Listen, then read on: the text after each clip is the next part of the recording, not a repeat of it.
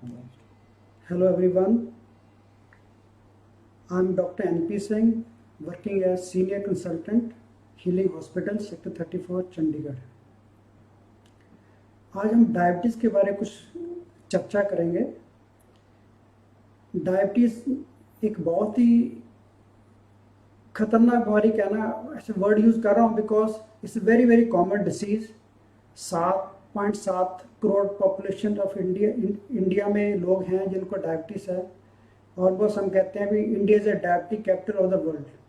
बहुत common disease है और इसके बहुत ज़्यादा साइड इफ़ेक्ट्स हैं और इसके बारे में थोड़ा सा हमें ये सबको जानना चाहिए, हर एक आदमी को जिनको डायबिटीज़ नहीं भी है, बिकॉज उनकी फैमिली को किसी को हो सकती है। जब पहले भी कुछ ज्ञान होना चाहिए प्रिवेंशन ऑफ डायबिटीज़, इसकी बात करते हैं तो इसके बारे में थोड़ा सा मैं डिस्कस करना चाहूँगा। डायबिटीज़ जो होती है इसमें बेसिकली एक डिफेक्ट होता है हमारी बॉडी में। एक सेल्स होते हैं, बीटा सेल्स और पेनिकल्स कहते हैं, वो इंसुलिन की सिक्रीशन कम होती है। जहाँ तो बिल्कुल इंसुलिन बनता ही नहीं है उसको टाइप 1 इंसुलिन कहते हैं, टाइप 1 डायबिटीज़ मेलाइटिस। और दूसरा होता है भी बनता है लेकिन डिफेक्टिव है, इंसुलिन का रेजिस्टेंस आता है, वो टाइप 2 डायबिटीज़ कहते हैं।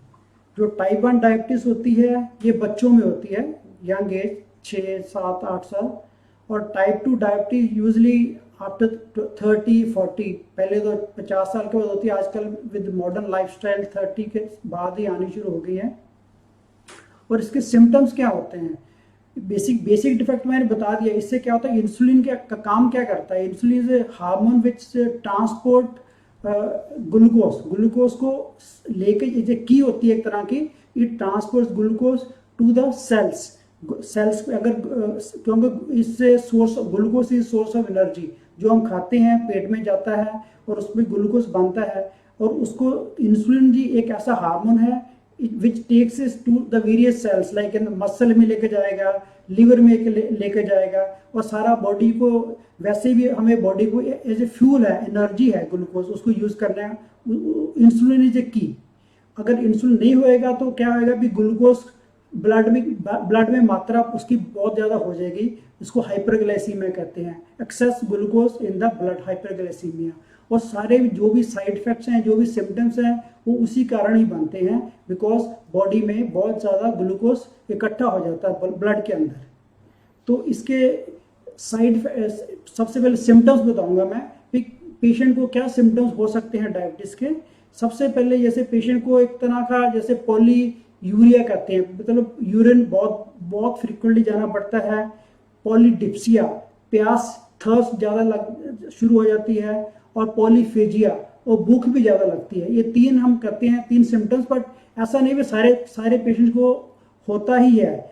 एक इससे वेरी स्लो प्रोग्रेसिव डिसीज, कई बार तो पेशेंट एसिम्प्टोमेटिक भी होता है हमारे पास, लेट 10 साल 5 साल के बाद ही पता चलता है। कई बार ऐसा होता है भी इस पेशेंट को, जैसे रूटीन टेस्ट आजकल हम टेस्ट वैसे ही करवा लेते हैं लोगों के, जैसे स्क्रीनिंग करके देखना चाहते हैं तो उसमें हमें पता चलता है भी वो शुगर हाई है, और उनको बड़ी हैरानी भी होती है भी इतना हाई शुगर लेवल कैसे हो गया। और इसके अलावा सिम्टम जैसे इजी फटीगेबिलिटी, जल्दा थक जाता है बंदा, और वीकनेस होती है। कई बार फ्रीक्वेंट इन्फेक्शन होने का डर होता है। कई बार एक और भी होता है, क्रोनिक कॉम्प्लिकेशन होते हैं डायबिटीज़ के। क्रोनिक जैसे होता है भी उसमें पेशेंट के जैसे रेटाइनोपैथी होती है, आंखों में थोड़ा सा विजन में प्रॉब्लम आती है, उसको रेटाइनोपैथी कहते हैं। एक नेफ्रोपैथी होती है, किडनी इन्वॉल्वमेंट होना शुरू हो जाती है, प्रोटीन लॉस सबसे पहले होता है, फिर किडनी का यूरिया कैटिन लेवल बढ़ना हो सकता है, नेफ्रोपैथी। और थर्ड होता है न्यूरोपैथी। ये बड़ा कॉमन सिम्टम है इंडियन पेशेंट्स में जो जैसे हमारे पास आते हैं। न्यूरोपैथी मीन्स नर्व्स की वीकनेस हो जाती है, tingling sensation, paraesthesia in the hands and feet. ये सारे ऐसे सिम्टम्स होते हैं जिसके हमारे पास पेशेंट आते हैं, इसको सिम्टम्स कहते हैं। और जब पेशेंट आता है तो हम क्या करते हैं, हम सबसे पहले उनका ब्लड शुगर लेवल टेस्ट करते हैं। फास्टिंग ग्लूकोज वो हाई होता है, नॉर्मल उसके लेवल 110 से कम होने चाहिए। इसका डायग्नोस्टिक क्राइटेरिया होता है भी शुगर लेवल जैसे 126 से ज़्यादा होनी चाहिए फास्टिंग, और पोस्ट पेंडियल खाने के बाद 200 से ऊपर होती है। एक 3 मंथ का एक और होता है HbA1c, ग्लाइकेटेड हीमोग्लोबिन के लेवल्स कहते हैं HbA1c, वो 6.5% अगर ज़्यादा हो तो वो भी सारा डायग्नोस्टिक क्राइटेरिया है।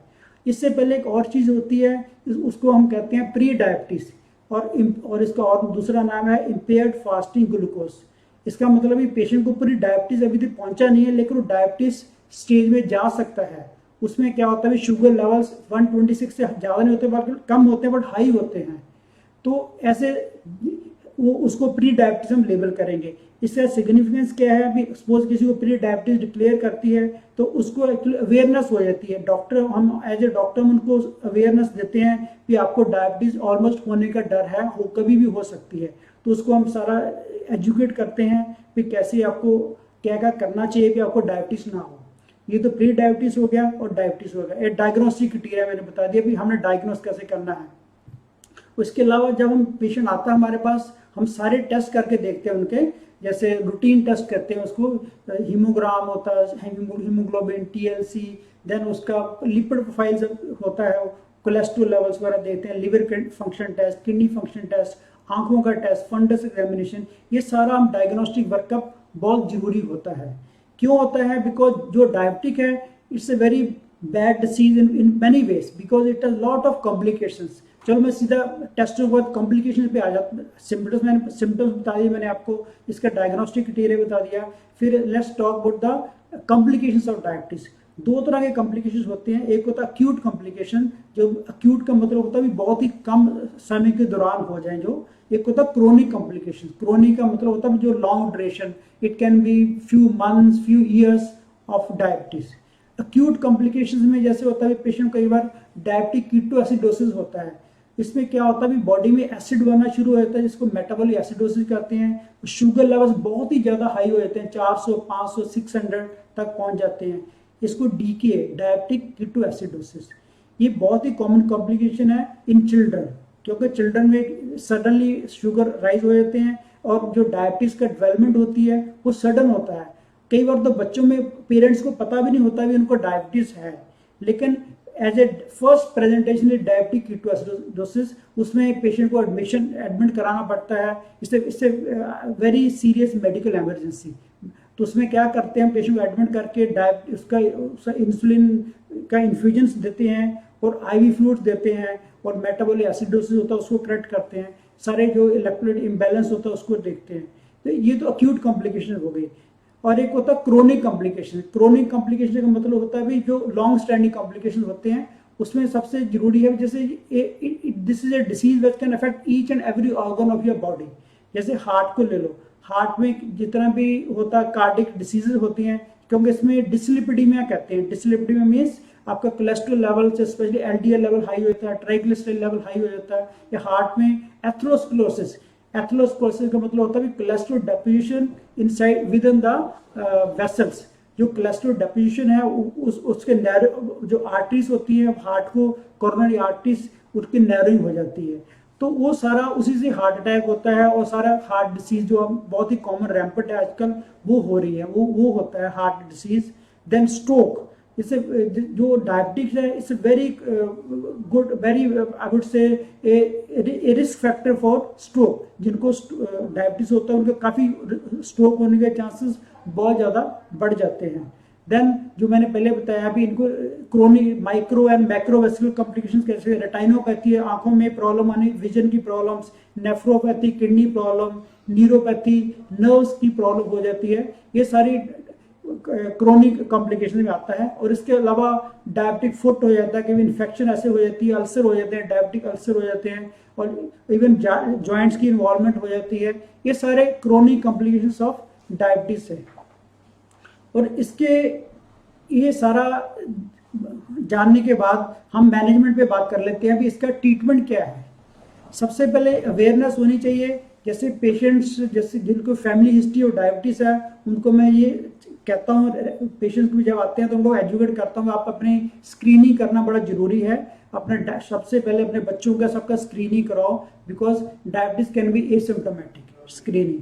फिर जब हम डायग्नोस हो ही गया है तो ट्रीटमेंट क्या है। सबसे पहले हम देखते हैं भी इसको डाइटरी कंट्रोल। डाइटरी कंट्रोल में क्या है भी, जितने भी हम जैसे हाई जो जिसमें हाई कार्बोहाइड्रेट डाइट है उसको अवॉइड करना है। स्टार्ची फूड्स, स्वीटेंड शुगर्स होती हैं, फ्री शुगर्स, तो सारा हम सब पेशेंट को एक डाइट चार्ट बना के देते हैं। डाइटिशियन होता है, पूरा चार्ट उसको फॉलो करना चाहिए कि उसमें क्या क्या खाना और क्या क्या नहीं। जो कार्बोहाइड्रेट मीठा है, जैसे हम पोटैटोस है, राइस है, स्वीटेंड फ्रूट, स्वीटेंड जैसे जूसेस वगैरह है। बाकी फ्रूट्स की मनाही नहीं होती, फ्रूट सारे खा सकते हैं बट थोड़ा सा इन मॉडरेशन। और बाकी इसमें जो फैट्स होते हैं जैसे रेड मीट है वो अवॉइड करना चाहिए। प्रोटीन डाइट ज़्यादा होनी चाहिए इसमें। ये सारा डाइट चार्ट को फॉलो करना बड़ा जरूरी है। और number 2 very very important is regular exercise.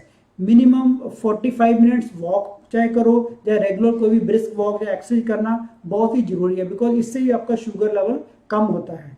And third, पहले हम जब जैसे सपोज डायबिटीज स्टार्टिंग में हम एकदम मेडिसिन पे भी डालते भी नहीं है, पहले हम डाइटरी कंट्रोल और रेगुलर वॉक से हम थोड़ा सा एडवाइस करते हैं। लेकिन अगर पेशेंट को लग रहा हो तभी पेशेंट का शुगर बहुत हाई है तो हमें we don't have to wait, we immediately start the treatment. तो ट्रीटमेंट में कई चीजें आती हैं, जैसे हम डिपेंड करता है टाइप 1 डायबिटीज है जो बच्चों में है और टाइप 2 डायबिटीज जो अडल्ट में होती है। टाइप 1 डायबिटीज का मतलब ये है कि बच्चों में तो इंसुलिन बिल्कुल बन ही नहीं रहा, उसमें कोई भी गोली का असर नहीं हो सकता कोई भी, बिकॉज वहाँ कोई ड्रग काम नहीं करेगी तो हम सीधा इंसुलिन पर डाल देते हैं। आजकल कई तरह की इंसुलिन आती है, शॉर्ट एक्टिंग इंसुलिन होती है, एक लॉन्ग एक्टिंग इंसुलिन होती है। शॉर्ट एक्टिंग इंसुलिन जैसी होती है उसको मील से पहले हम देते हैं, बिफोर मील्स 15-20 मिनट्स। और एक लॉन्ग एक्टिंग इंसुलिन जैसे लैंटेस इंसुलिन है, लॉन्ग एक्टिंग जो 24 घंटे असर करते हैं, उसको रात को 10 बजे या 1 और 2 से दे सकते हैं। तो ये बड़ा अच्छा इससे कंट्रोल आ जाता है। और नंबर 2, जो ज़्यादा अडल्ट डायबिटीज ही हमारे इंडिया में बहुत कॉमन है, जो 20, 30, 40 ईयर्स के बाद होती है, उससे हम ड्रग्स का यूज करते हैं।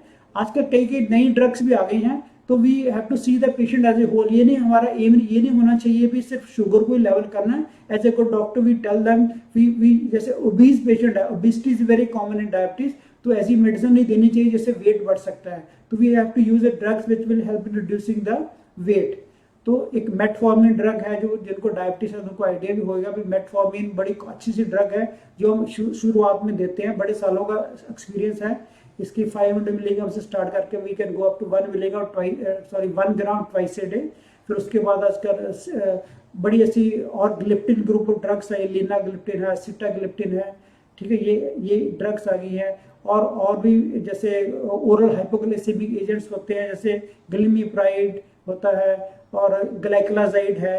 ये ऐसी ड्रग्स हैं जो एकदम एक्शन करती है, suddenly it can help in lowering the sugar levels. But ये ऐसी ड्रग्स होती है जैसे ग्लाइकोलाजाइड है, तो इसका ग्लिमिप्राइड सॉल्ट है, इसको हाइपोग्लाइसीमिया के होना भी बड़ा कॉमन सा हो जाता है इन चीज़ों में से। तो हम पेशेंट को बड़ा एजुकेट भी करते हैं, भी they should have something at hand with them. Suppose suddenly sugar कम होती है, उसको हम कहते हैं hypoglycaemia. Hypoglycaemia means sudden lowering of blood sugar less than normal. एक सिम्टम है, पेशेंट को पता भी होना चाहिए as an awareness what are the symptoms of hypoglycaemia. Hypoglycaemia means low blood sugar and suddenly जैसे 60-70 हो जाती है। तो सिम्टम्स क्या होते हैं, पेशेंट को एक ट्रेम्बलिंग हो सकती है, trembling in the body, tremors in the hands, sweating हो सकती है, पसीना बहुत आएगा पेशेंट को, इवन पैल्पिटेशन हो सकती है, टैकीकार्डिया, और कई बार unconscious patient can be totally confusional state हो सकती है, चक्कर आ सकते हैं, और patient can go into unconscious state. अगर पेशेंट टोटली नॉकडाउन हो जाता है तो फिर तो हम उनको एडमिट करके हम ग्लूकोज चढ़ाते हैं उसको एज ए ट्रीटमेंट। अगर थोड़े सिम्टम घर में है तो घर में हम सब उनको एजुकेट करना चाहिए, पेशेंट को अपने आप पता भी होना चाहिए कि हमें कोई भी any form of sugar which is available घर में बैठा है, कुछ भी वो जितना क्वांटिटी में हो सकता वो खा लें, ठीक है। और ये क्यों होता है हाइपोग्लाइसीमिया? 2 कारण होते हैं। एक तो है भी पेशेंट अपनी मेडिसिन खा रहा है लेकिन he is missing a meal which is not right. इसमें हम डायबिटीज पेशेंट को ये भी बताते हैं भी अगर आपने खाना नहीं खाना है तो आप मेडिसिन उसको मिस कर दीजिए, बिकॉज इफ़ यू लाइक अगर आपने खाना नहीं खाया लेकिन आपकी जो मेडिसिन है वो दे कीप ऑन एक्टिंग, तो आपका ब्लड शुगर लेवल नॉर्मल से भी कम कर देगी। तो don't miss a meal, that is very very important. और कई बार ऐसा होता है भी डोज हम इंसुलिन वगैरह जैसे चल रही होती है, हम टेस्टिंग करवाते नहीं हैं तो ओवरडोज ऑफ इंसुलिन लगा देते हैं, तो उससे भी हाइपोग्लाइसेमिक सिम्टम्स हो सकते हैं। तो ये सारा अवेयरनेस के बारे में मेरे को लग रहा था कि सबको बताऊं भी क्या सिम्टम्स हैं और क्या कैसे हम डायग्नोस करते हैं और कैसे ट्रीट करते हैं। ट्रीटमेंट में तो यही है भी ड्रग्स और कई लोग कहते हैं भी इसका हमें कितने साल मेडिसिन खानी पड़ेगी क्या है। मैं सबको ये कहता हूँ इसका कोई इलाज नहीं है। डायबिटीज इसे क्रोनिक डिसीज, इसे मेटाबॉलिक डिसऑर्डर इतना बड़ा है भी इसमें everything is inter related. This is a it causes lot of other complications. तो इसका शुगर कंट्रोल करना बहुत ही इंपॉर्टेंट है। तो अगर आपको हम डॉक्टर कहेगा लाइफ लॉन्ग मेडिसिन चलेगी तो don't worry about it, because कुछ भी नहीं है। 2-3 गोलियां होती हैं वो खाते रहो और आपका लाइफ लॉन्ग कोई भी कॉम्प्लिकेशन नहीं होगी। अगर आपका शुगर कंट्रोल है, उसमें ब्लड शुगर, फास्टिंग शुगर और HbA1c 3 टेस्ट बहुत जरूरी होते हैं। जो अपने HbA1c एक बड़ा अच्छा मार्कर है, उसके बारे में बताऊंगा 1 मिनट के लिए कि इसको ग्लाइकेटेड हीमोग्लोबिन कहते हैं। इसका नॉर्मल वैल्यू जैसे तो 5-6% ही होती है, मतलब डायबिटीज में हमारा गोल होता है इसको 6.5 या 7 तक लेके आए। उससे नीचे ही रखें तो उसको हम गुड कंट्रोल मानते हैं, 6.5 या 7% तक। अगर उससे ज़्यादा है फिर हम कहेंगे भी डायबिटिक कंट्रोल इज पुअर, फिर उसकी डोज बढ़ानी है। तो इसलिए regular follow up by the patient is very important. तो ये तो था आई थिंक मैंने सब कुछ जो अपनी तरफ से बताना चाहता था। अगर कोई क्वेश्चंस वगैरह हैं तो I can take up some comments if you have any. Rajat is asking if we have a hereditary problem for diabetes, how can I take precautions from it? Very good question. I think ये diabetes होती है hereditary ही होती है। जैसे मतलब इसका most common कारण तो हेरिडिटरी है, कंजेनिटल ये जीन्स में हमारे होता है। इसके अलावा भी कारण मैं बताऊंगा भी, जैसे कई बार हम सेडेंटरी लाइफस्टाइल है, ओबेसिटी है, स्मोकिंग और अदर जैसे कई बार स्टीरॉयड्स हैं कि ड्रग्स से भी हो जाती है कि कई पेशेंट के क्रोनिक पैनक्रेटाइटिस हैं उनको भी हो जाती है। तो ये तो अदर कॉजेस है। तो ये क्वेश्चन था भी अगर किसी को हेरिडिटरी है तो you can't do anything about it, but only for you suggestion is you should be more aware that you can have diabetes. So you should have screening every year for diabetes, number 1. Number 2, you should avoid fatty meals. You should not be obese. मोटेपन से रोको उसको, मतलब अपने आप को थोड़ा diet control रखो पहले से ही। शुगरी स्टार्ची जो डाइट है उसको अवॉइड करो। रेगुलर वर्क एक्सरसाइज, उससे ये हो सकता है भी आपको अगर सपोज 30 साल में डायबिटीज होनी थी तो आपको 40 में होएगी। मतलब हम तो एटलीस्ट जैसे जो बिल्कुल ही प्रिकॉशन नहीं लेते उनको उतनी जल्दी ही हो जाएगी, क्योंकि ये तो बड़े हमने सालों से देखा है भी। पहले जो डायबिटीज होती थी 50 के बाद ही होती थी, आजकल 40 के बाद होनी शुरू हो गई है, इवन आजकल 30 के बाद भी इसलिए होनी शुरू हो गई बिकॉज रैपिड अर्बनाइजेशन और जो हमारी फूड हैबिट चेंज हो गई है। हम थोड़ा स्टार्ची फूड और फास्ट फूड खाना शुरू कर दिया और स्ट्रेस एंड स्ट्रेन बढ़ गया। तो ये सारा है। तो इसके लिए आपको प्रिवेंशन, अगर आपने इसका ध्यान रखना भी कंजेंटल, आपको कुछ प्रिवेंशन के लिए ये है कि diet control, regular work, regular exercise, और ये इससे आपका थोड़ा सा प्रोलॉन्ग होने का चांसेस है। How to manage, second is Vijay Kumar, how to manage diabetes in old age unable to walk. या दिस इज वेरी जेरियाट्रिक्स में तो होता ही है, अभी पेशेंट के बेड रिडन हो जाते हैं और कई बार उनको चलने में दिक्कत आती है। तो इसका मतलब भी उनका ये, हाँ एक चीज और है, जो ओल्ड एज में हम इसमें इतना स्ट्रिक्ट नहीं होते हम, ये बताना भूल गया था। जैसे 80-90 ईयर ओल्ड जेरियाट्रिक पेशेंट है उसमें हाइपोग्लाइसीमिया होने के चांसेस बहुत ज़्यादा होते हैं। उनके कई बार वो खाना नहीं खाते, इनटेक भूख कम होती है, तो उनका sudden fall of blood sugar हो सकता है। तो उसमें हमारा जो कंट्रोल हम इतना स्ट्रिक्ट नहीं होते। हम नई स्टडीज आए हैं, इवन कई स्टडीज भी थी भी जिनमें हमने बड़ा स्ट्रिक्ट कंट्रोल रखा था, उनमें ज़्यादा मोर्टेलिटी के चांसेस थे।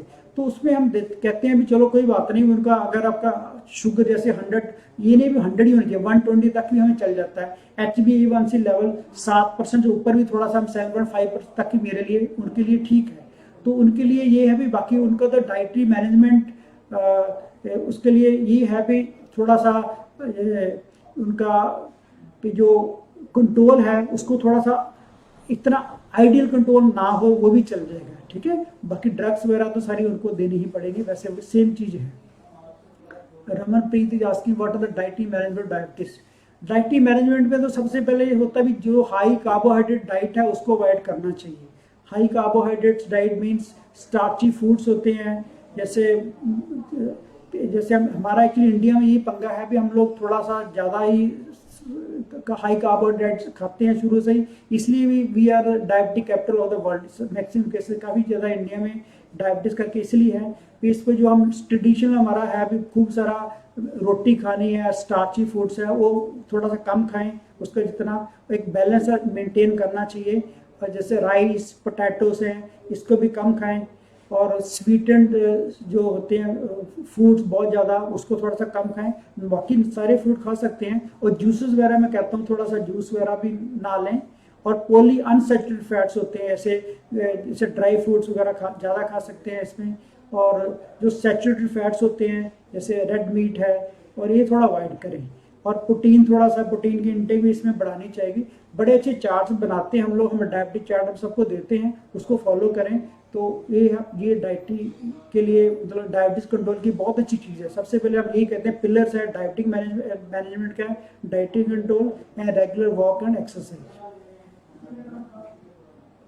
या how to counter cravings for sugary food, very interesting question. Craving तो देखो, जो डायबिटीज होते हैं इनफेक्ट उनको पता नहीं क्यों, उनको बिकॉज जैसे हम उनको कोई चीज़ मना करते हैं उनको ज़्यादा क्रेविंग होती है। तो आई वुड से अगर क्रेविंग हो रही है तो you can have some healthy snack. खाना है, एक तो सेटियाटी होती है, तो हमें नेचुरल हमें भूख लगती है, तो उसके लिए जैसे कोई एप्पल खा लो, एक कोई एनीथिंग लाइक कोई स्नैक विद सिंपल, उसमें शुगर ना हो, वो ले सकते हैं। और कोई जैसे एक दो मारे के बिस्किट खा लो, तो उसके अवॉइड। तो अगर क्रेविंग है कुछ ऐसा कुछ खा सकते हो, लेकिन ये नहीं भी आप काफ़ी हैवी कार्बोहाइड्रेट मील को अवॉइड करें। Yeah, Nikhil is asking, is diabetic patient more prone to heart disease? Just very, this is very common. Diabetics are more prone for heart attacks. They are more prone for strokes. They are more prone for and all the complications. जितने भी complication होते हैं diabetes को, जैसे आजकल Covid disease चल रही है, तो वो भी हम कहते हैं डायबिटीज को ज़्यादा है, बिकॉज उनका इम्यून सिस्टम वीक हो जाता है। तो उसमें थोड़ा सा उनको बॉडी को इम्यून सिस्टम वीक होने से भी। और सेकेंडली तो मैंने बताया भी हार्ट डिसीज के और भी कारण होते हैं भी, एथेरोस्क्लेरोसिस, जो कोलेस्ट्रॉल डिपॉजिट होते हैं इन कोरोनरी आर्टरीज में, वो बढ़ जाते हैं। तो इसलिए भी जो हम कहते हैं उनको रेगुलर वॉक, एक्सरसाइज और एक lipid management very important for, because cardiac patient का पूछ रहा था लड़का, तो इसलिए लिपिड का हम एक एज ए, चाहे नॉर्मल, आजकल हम ऐसा भी कर रहे हैं भी normal blood sugar, normal cholesterol level में भी हम कोलेस्ट्रॉल लोअरिंग ड्रग, एक स्टैटिन होते हैं, टॉरवास्टैटिन, रोजवास्टैटिन, वो हम दे रहे हैं। तो that can prevent further attacks. Yeah, Shivani is asking, once insulin has started, can it be stopped or controlled with medicines? I think ये बड़ा लोग बड़े डरते भी इंडिया में। कई बार पेशेंट बड़ा, जब फर्स्ट टाइम आते हैं उनकी शुगर 350-400 होती है, और हम कहते हैं एकदम तो इंसुलिन डालनी पड़ेगी, और वो कहते नहीं सर हमें इंसुलिन स्टार्ट ना करो, बिकॉज एक बार स्टार्ट होगी तो बंद नहीं हो पाएगा। This is a I think myth. तो हमने एक बार शुगर स्टार्ट करने के बाद बंद भी हो सकती है। जैसे सपोज फर्स्ट टाइम शुगर बहुत हाई है, तो हमें एकदम कंट्रोल करना चाहिए, बिकॉज HbA1c उस पर 10%, 8-9% है, तो डायबिटीज जो गोलियां होती हैं उसको कम करने में टाइम लगता है। तो हम स्टार्टिंग में आप इंसुलिन दे सकते हैं, और बाद में gradually we can taper it off. आजकल हम तो ऐसा भी कर रहे हैं भी, थोड़ा सा गोली को साथ भी long active insulin, Lantus insulin है, वो भी डाल देते हैं। तो that can also be done भी, पहले ग्लूकोज लोअरिंग ड्रग्स के साथ भी इंसुलिन दे दो, और बाद में इंसुलिन बंद हो सकती है।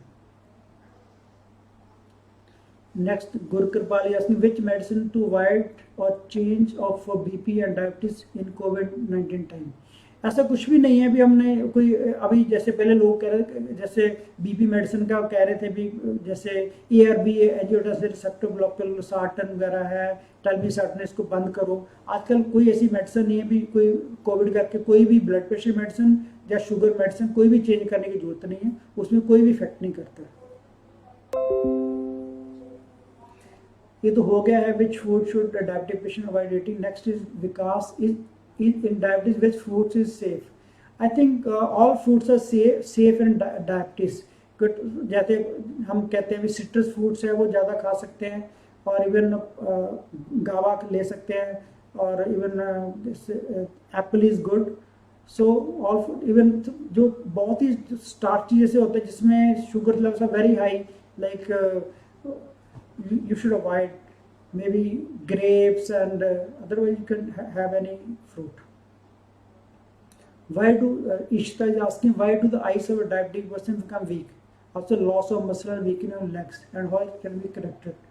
Very good interesting question. Ice of A diabetic patient, इसको आपको बताया भी, हमारी जो ब्लड शुगर होता है, हमारी जो इनर लाइनिंग ऑफ होती है उसकी आइस की रेटाइना, उसको उसमें स्वेलिंग कर देता है, इसको रेटाइनोपैथी कहते हैं. इससे काइंड ऑफ मैं कहता हूँ लोगों को सिंपल लैंग्वेज में जाता हूँ भी जो एक्सेस शुगर है is a poison for the body. तो उसी से डैमेज हो जाती है हमारी आंखें. शुगर को तो वही है, शुगर को कंट्रोल करना बहुत बहुत ज़रूरी है. और उसने और क्या पूछा था नीचे करना, I think weakening, loss of muscle and weakening of legs. Loss of muscle के यही है बिकॉज जो हमारा बॉडी को जो glucose is a fuel which is use by the body.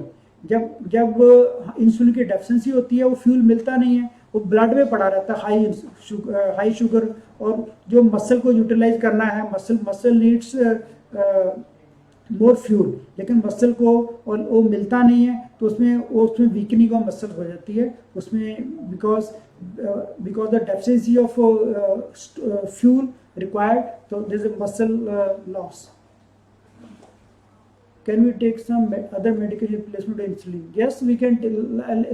Not replacement of insulin, हर का इंडिकेशन होता है. इंसुलिन तो हम सबको स्टार्ट नहीं करते.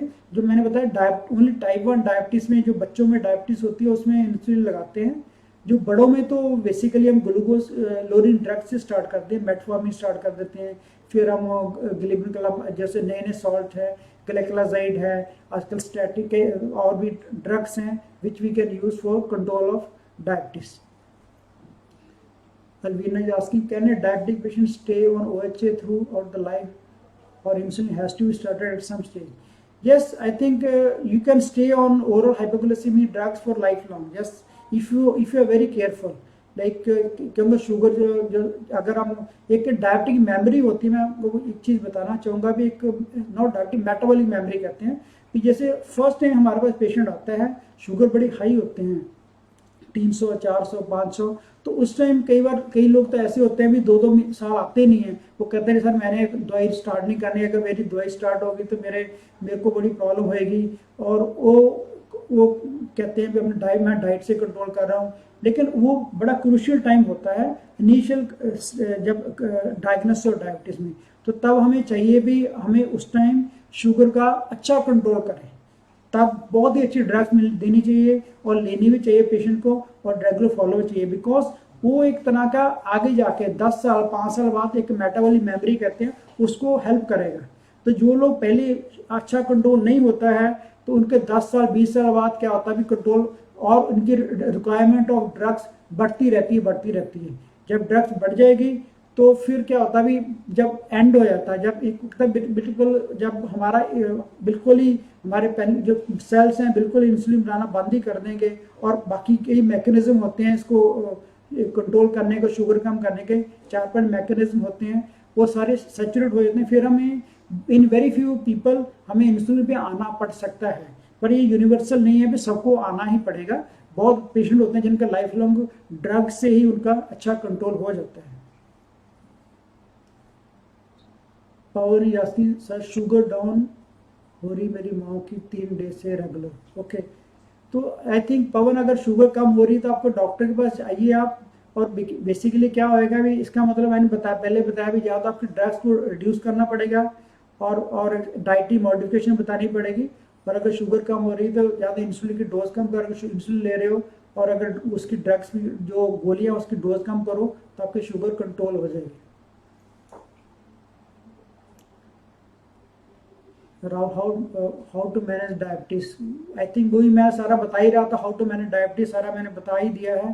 फिर इस मैनेजमेंट पे डायबिटीज़ में दी है diet control, regular walk, regular exercise और regular follow with the doctor, और मेडिसिन. और मेडिसिन के ये बात सोचो भी इसका कोई कंट्रोल है, इसका कोई कंट्रोल है लेकिन क्योर नहीं है. डायबिटीज़ का लाइफ में मेडिसिन चलती ही रहती हैं, और अगर अच्छे डॉक्टर के पास रेगुलर फॉलो पे आते रहोगे तो आपको कोई भी कॉम्प्लिकेशन नहीं होगी इससे. Ankush is asking why diabetes leads to weight loss in some cases and weight gain in others. इसी डायबिटीज़ में एक हाँ एक चीज़ मैंने बताना भूल गया था, जब बहुत ही हाई शुगर लेवल होता है, जब जैसे पेशेंट को उनका कंट्रोल बहुत पुअर है, ठीक है, और क्या होता है भी जब बहुत हाई शुगर लेवल होता है तो उसके एक तरह का हमारा जो ब्लड शुगर लेवल्स है वो उतना ही यूरिन में शुगर निकलती है, उसको एक तरह का ऑस्मोटिक प्रेशर बढ़ जाता है, तो उसमें प्रेशर बढ़ने से urine more frequently patient urine pass करता है, और जब यूरिन पास करता है तो उसको प्यास ज़्यादा लगती है, तो इसे सारा सिम्टम है। और उसी से भी जो बिकॉज वो एक तरह का जो बॉडी होती है, बॉडी के जो स्टोरेज फॉर्म होती है इंसुलिन की, वो स्टोरेज फॉर्म जो होती है एनर्जी उसको मिलती नहीं है और वो लॉस होना शुरू हो जाता है वेट। और ये बड़ा कॉमन सिम्टम है, पेशेंट हमारे पास आते हैं वेट लॉस के साथ और उनका हम देखते हैं भी शुगर का अनकंट्रोल, बिकॉज उनका जो लोड है बॉडी में वो ज़्यादा एक्सक्रीट हो रहा है और सारा उनका बिकॉज नॉर्मल जो मसल मास है फैट्स है वो यूज़ हो रहा है, बिकॉज फ्यूल नहीं मिल रहा क्योंकि इतनी हाई शुगर है और उसमें मेटाबॉलिक लॉस हो रहा, यूरिन में लॉस हो रहा ब्लड का, सॉरी शुगर का, और इसी से वेट लॉस हो जाता है। Which medication, metformin or glimepiride, bad for liver and kidney? Rahul, okay, Rahul from Mumbai. I think no medicine is bad for liver or kidney. We have to monitor the complications. जो metformin होती है ये basically अच्छी drug है, but जब भी kidney involvement होती है तो इसकी हमने डोज मॉडिफिकेशन करनी। पहले अगर हमें एक GFR होता है ग्लोमेरुलर फिल्ट्रेशन रेट, अगर 50 है तो इसकी डोज हम फिर उसके बाद 50 से हम वी शुड अवॉइड मेटफॉर्मिन, क्योंकि इससे मेटाबॉलिक एसिडोसिस हो सकता है और ऐसी कंडीशन में हम मेटफॉर्मिन को अवॉइड करना चाहिए। और ऐसी कंडीशन में हम अदर जैसे ग्लिमिप्राइड वगैरह है वो ड्रग्स सेफ होती हैं, और अदर ड्रग्स भी हैं जो सेफ होती हैं जैसे लिनाग्लिप्टिन सॉल्ट है, तो हम ऐसे जो किडनी पेशेंट को दे सकते हैं। कई बीमारी जैसे लिवर है, विल्डाग्लिप्टिन का ऐसा सॉल्ट है जो हम लिवर में डिसीज में नहीं देते हैं, तो हर एक कोई ना कोई इवन मेटफॉर्मिन में हैवी डोज में we should avoid liver failure. So we have to see, doctor has to see the like in which medicine has to be given in various diseases. Even in CKD we have to be careful regarding all the drugs. So I think we have to finish the session now. Thank you for patient hearing. Thank you.